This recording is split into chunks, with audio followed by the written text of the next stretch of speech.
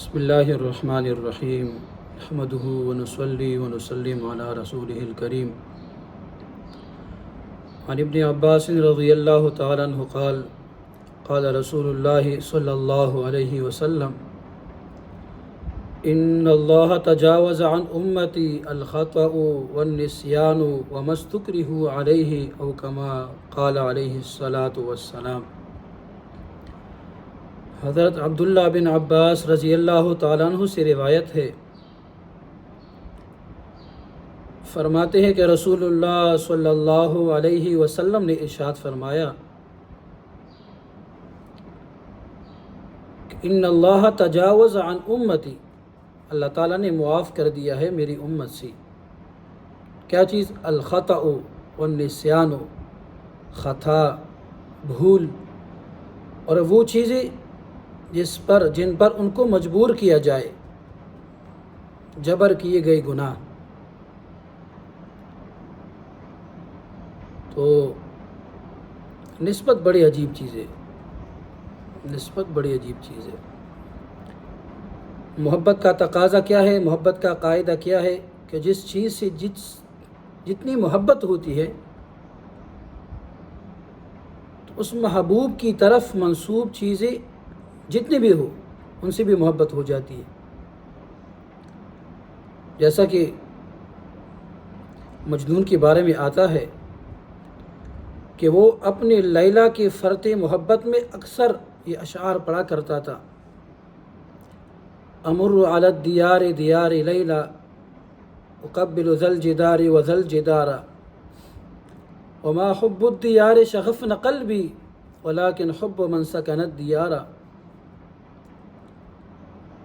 وہ کہتا تھا جب میں اپنے لیلا کے شہر سے گزرتا ہوں تو میں اپنے محبوبہ کے شہر کے در و دیوار کو بھی بوسہ دے رہا ہوتا ہوں، حالانکہ مجھے در و دیوار سے کوئی محبت نہیں ہے،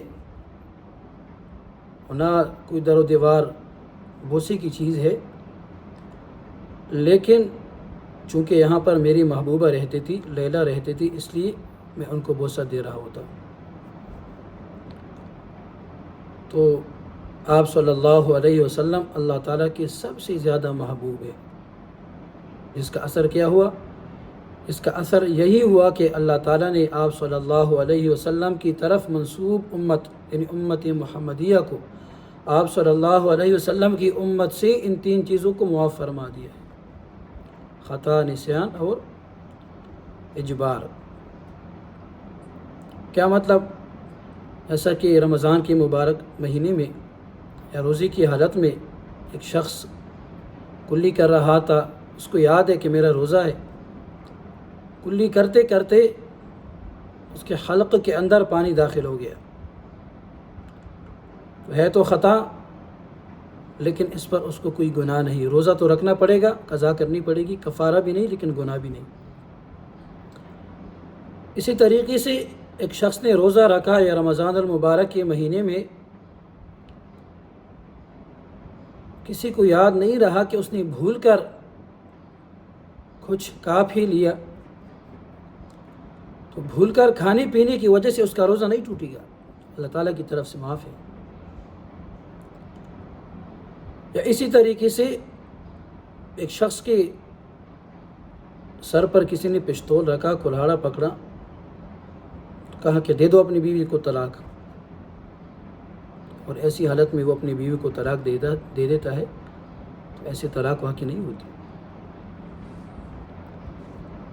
تو یہ کیا ہے؟ یہ آپ صلی اللہ علیہ وسلم کی خصوصیت ہے، آپ صلی اللہ علیہ وسلم کی برکت نسبت کی وجہ سے اس امت سے یہ چیزیں معاف کرتی ہیں۔ حالانکہ سابقہ امتوں میں اگر کوئی شخص رات کو گناہ کرتا تو صبح کو اس کے دروازے پر لکھ دیا جاتا کہ فلاں نے فلاں فلاں گناہ کیا ہے۔ صبح کو کوئی گناہ کرتا تو شام کو اس کے دروازے پر لکھ دیا جاتا کہ اس نے فلاں فلاں نے فلاں فلاں گناہ کیا ہے۔ تو اس امت کی بڑی فضیلت آئی ہے، اس امت کو اللہ تعالیٰ نے آپ صلی اللہ علیہ وسلم کی برکت سے بہت نوازا ہے، یہاں تک کہ